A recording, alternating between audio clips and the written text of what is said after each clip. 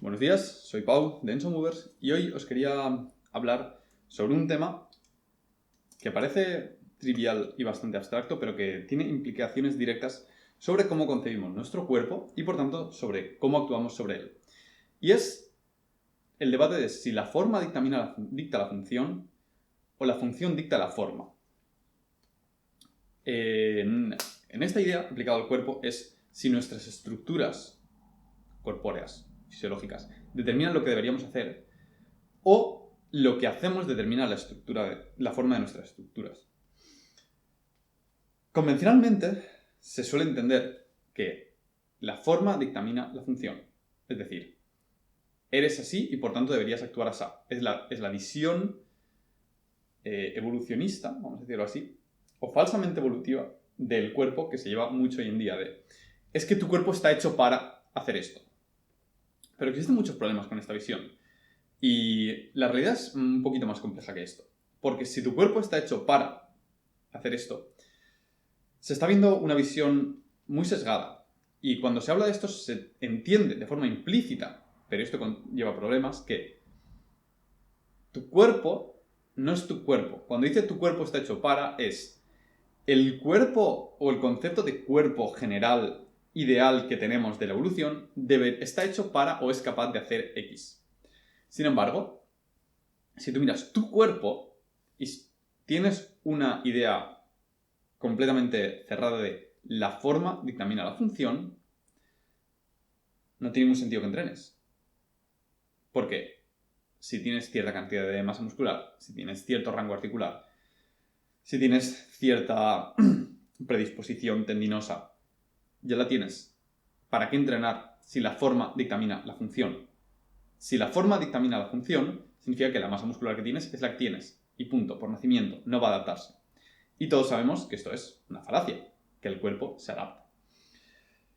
Esto viene de la concepción clásica del cuerpo, en el cual el cuerpo es un ente inamovible, un elemento que se ha constituido de una forma particular debido a lo que dice la genética y que no puedes cambiar nada. Es la misma idea que dice que si te has lesionado haciendo un deporte, no hagas ese deporte. Es la misma idea de que mantiene la medicina moderna, que es si pudiéramos mantener un ser humano en una burbuja, sin ningún tipo de patógeno, sin ningún tipo de estresor, estaría como está y se mantendría. Es la idea que te dice, lavarte las manos siempre es bueno, evita todo tipo de patógenos, no te estreses demasiado, no te esfuerces mucho y vive una vida lo más normalita posible. Siéntate, acuéstate, ve a trabajar, vuelve, anda un poquito y ya. Es la misma idea que te dice cuando tienes una lesión de espalda o de rodilla, nada, en lugar de irte a correr o de rehabilitarla. Es la idea de que el cuerpo es un elemento mecánico y que el uso lo desgasta. Pero esta idea es completa y absolutamente errónea, porque el cuerpo no es un elemento mecánico que se desgasta. El cuerpo es un complejo adaptativo que se adapta al entorno y que si no recibe estímulo del entorno, degenera. Un ejemplo, si no te expones regularmente a patógenos y a la suciedad, tu sistema inmune se verá debilitado.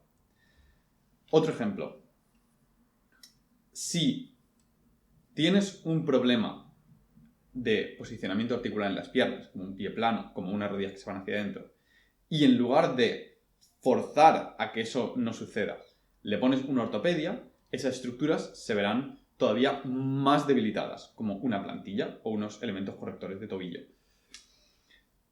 Otro ejemplo, si tienes unas rodillas débiles porque no las trabajas con impacto o con cargas regularmente y en ángulos diversos regularmente, y tienes unas rodillas débiles, si vas a nadar, que lo que hace es privarlas todavía más de impacto, tus rodillas serán todavía más débiles. Entonces, este es el concepto de antifragilidad de Nassim Taleb, que dice que el cuerpo no es una estructura robusta que resiste los estresores, es una estructura antifrágil que, ante un estresor, en la dosis adecuada, se adapta positivamente y acaba en un estado todavía mejor del que ha comenzado. Entonces, la idea de que la forma dictamina la función es una falacia. Así como lo es la idea de que la función determina totalmente la forma. Lo que hay es un baile entre ambas ideas, en el cual ninguna de las dos es totalmente cierta, pero ambas se complementan. Por ejemplo, casos en los cuales la función determina la forma, y lo sabemos. En las enfermedades en las cuales se produce una atrofia o una falta total de control muscular, como puede ser una parálisis facial, sabemos que la mandíbula, con el paso de los años, se deforma y la forma de la calavera se deforma. ¿Por qué? Porque la musculatura no está haciendo su trabajo guiando a las nuevas células que se crean a decirles, esto es lo que tienes que hacer. Y como esto es lo que tienes que hacer, tienes que crecer en esta línea de fuerzas y por tanto las células se alinean. A lo largo de los años encontramos deformaciones óseas. Otro ejemplo, muy, muy sencillo. Las abuelas chinas que metían sus pies forzándolos en zapatos muy pequeñitos, de forma que se mantenía un pie extremadamente pequeño. Es un ejemplo de la función determina la forma. Una constricción permanente del pie modifica la forma del pie. No es que las mujeres tengan los pies pequeños y por tanto lo pongan en zapatos pequeños. Es al revés. Otro ejemplo. Cuando los bebés son pequeños, dependiendo de cómo se muevan a lo largo de las etapas de desarrollo, sabemos que desarrollan una forma de la cadera u otra. Y que, por ejemplo, los bebés que tienden a estar en la espalda de sus papás abrazados como koalas tienen unas caderas más sanas de pequeño. ¿Por qué? Porque la posición de estar abrazado en la espalda de tu padre fuerza la cadera a una posición de rotación externa que determina cómo se forma la cadera. Esto todo se engloba en una idea del doctor Andreu Espina que dice que la fuerza es el lenguaje de las células. Es decir, las células no saben. Una célula no sabe lo que hay en su entorno a gran escala. Una célula cuando se duplica, lo que hace es adaptarse al entorno. Y dado que no puedes interactuar con tus células óseas o musculares a nivel bioquímico de forma directa, es decir, no puedes inyectarle algo alrededor, tienes que comunicarte con ellas. Y la única forma que tienes de comunicarte con ellas es mediante fuerzas. ¿Qué hacen las fuerzas? Las fuerzas, ya sean externas o internas, todas las únicas fuerzas que pueden gestionar las células son internas, evidentemente, pero pueden estar causadas por una simplemente contracción de la musculatura en sí o por una carga externa. Por ejemplo, un aumento de la densidad ósea que se produce con el entrenamiento de fuerza puede producirse por unas fuerzas compresivas debido a que estás poniendo peso encima del hueso, como a la hora de hacer pesos muertos, o sentadillas en las cuales estás cargando peso encima de ti, o bien puede producirse simplemente porque el hecho de que la musculatura circundante, a la hora de contraerse, produce fuerzas compresivas en el hueso y esto produce un aumento de la densidad ósea. Entonces, las células responden a las fuerzas y es a lo único que pueden responder.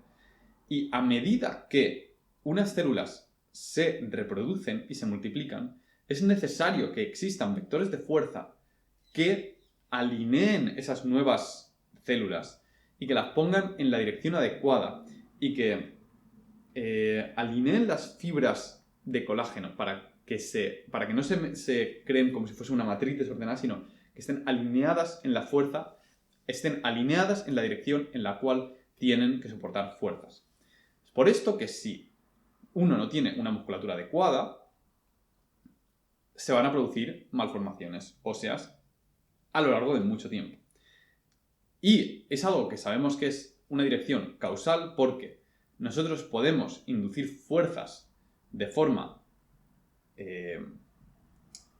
consciente, podemos manipularlo y vemos cómo se produce una adaptación. Por ejemplo, se ha visto que en ratas, si les fuerzas a consumir una dieta más dura, de forma que tienen que trabajar más la musculatura maxilar, se produce un aumento del hueso y un ensanchamiento del hueso en la zona mandibular.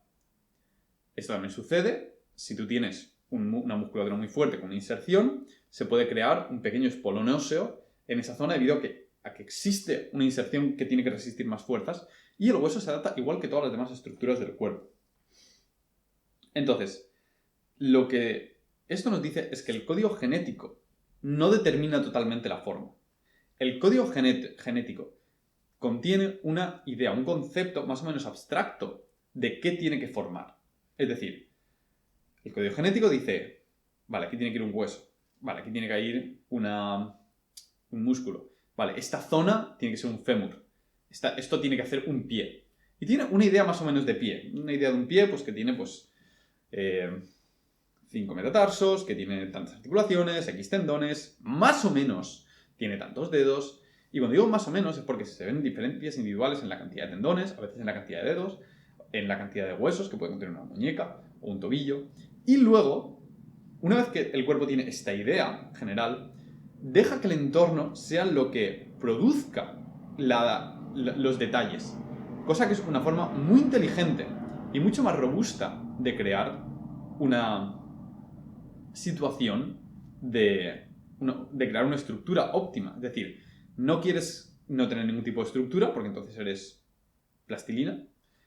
No quieres crear una estructura tan firme, tan robusta, tan determinista que no se pueda adaptar al entorno. Entonces quieres una mezcla de ambas. Quieres tener la información sobre qué estructura es más óptima, pero luego quieres tener un ajuste fino en forma de input mediante el entorno que determine al detalle la forma.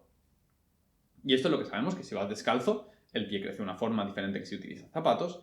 Si entrenas, puedes modificar la forma ósea. Si te cuelgas mucho, puedes modificar la forma de punta del acromión, puedes modificar la estructura de tu pelvis, de tu cadera. Estructuras más grandes y más duras requieren más tiempo y más esfuerzo. Estructuras más pequeñas y más blandas requieren menos tiempo y menos esfuerzo. Pero, ¿qué implica esto? ¿Qué implica esto con respecto al entrenamiento?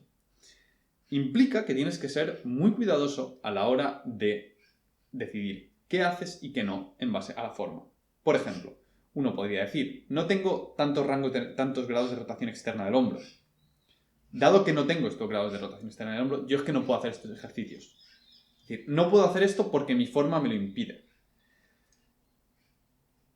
El entender que la función muchas veces determina la forma, o que la función determina la forma hasta cierto punto, implica que una visión un poco más maleable que dice, mi hombro no puede hacer estos ejercicios porque no tiene tanto grado de rotación externa, pero a lo mejor, mediante hacer estos ejercicios de forma adecuada, con las cargas adecuadas, con las progresiones adecuadas, puedo inducir una adaptación en mi hombro para que aumente su capacidad de rotar externamente y por tanto pueda hacer estos ejercicios.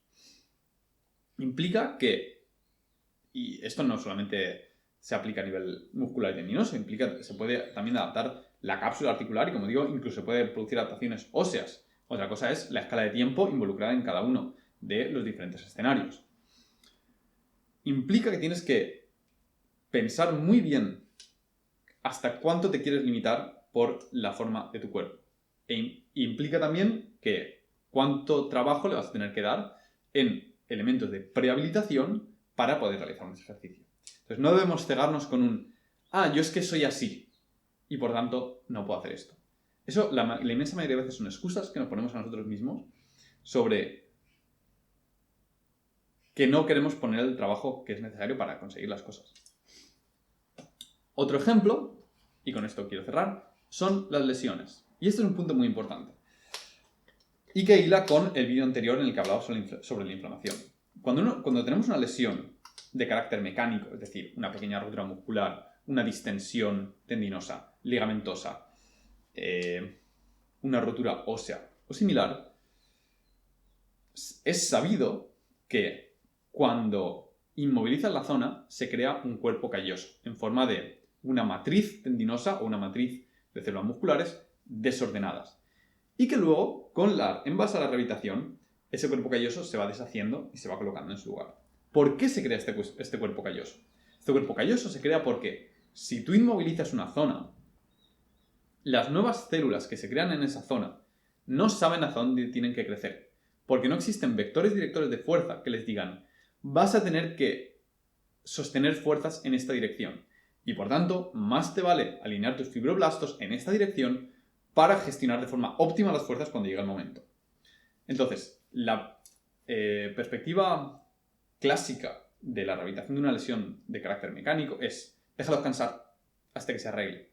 Sin entender que no se va a arreglar bien si no le dices a esa zona para qué se tiene que arreglar. Esa zona dice, bueno, pero me tengo que arreglar para tirar en esta dirección o en esta dirección. Me tengo que arreglar para hacer zona para gestionar fuerzas de cizalla o de compresión. Y por tanto, se recupera de forma desalineada. Y lo que tiene como objetivo el proceso de rehabilitación es deshacer esa matriz tendinosa o muscular o cuerpo calloso y realinearla. Hay veces que tarda más, hay veces que tarda menos. Un hueso fusionado va a tardar muchos años en realinearse porque va a tener que llevar a cabo el proceso de degeneración de todos los tejidos que se han producido y reconstrucción de nuevo. Entonces, ¿qué proponemos de Tension Movers? ¿Y qué es lo que proponen las técnicas más novedosas de fisioterapia y rehabilitación? Desde el minuto 1 en el que sucede una lesión, empieza un proceso de recuperación. Entonces, desde el minuto 1 tienes que darle input a las células sobre qué te vas a tener que preparar para hacer. Te tienes que centrar mucho en decirle a las células qué tiene que hacer. Tienes que mover esa articulación o esa zona de forma muy cautelosa, con las cargas adecuadas. Si no sabes cómo hacerlo, con la guía de un profesional, pero desde el minuto 1 mover esa zona en todo su rango y moverlo de forma frecuente. De forma que esos nuevos tejidos que se vayan creando en la dirección de las fuerzas que se tienen que van a tener que gestionar. Y por tanto, no hay distinción entre fase de recuperación y de rehabilitación. La rehabilitación se inserta desde el principio de forma que la recuperación y la construcción de esa nueva estructura sea directa hacia la función que tiene que solventar. Y por tanto, el tiempo de recuperación de una lesión esperada, como un esguince, como una ruptura tendinosa, como tengo yo ahora mismo en el antebrazo, o como pues una ligera ruptura del labrum o de un tendón, se unen los procesos de recuperación y de rehabilitación de forma que la recuperación es mucho más corta y además el movimiento reduce la inflamación de forma natural, remapea las conexiones neuronales de la zona. Esto hace que tengas menos dolor, que vuelvas a la función mucho antes y seas mucho más consciente de tu cuerpo. Porque el cuerpo no es una estructura inamovible. El cuerpo es una combinación elegante y precisa en la cual a veces o hasta cierto punto la forma determina la función, pero hasta cierto otro punto la función puede determinar la forma. Y es importante que entendamos esta relación compleja para tratar de forma adecuada nuestro cuerpo. Muchas gracias por escucharme, soy Pau y esto es Enso Movers.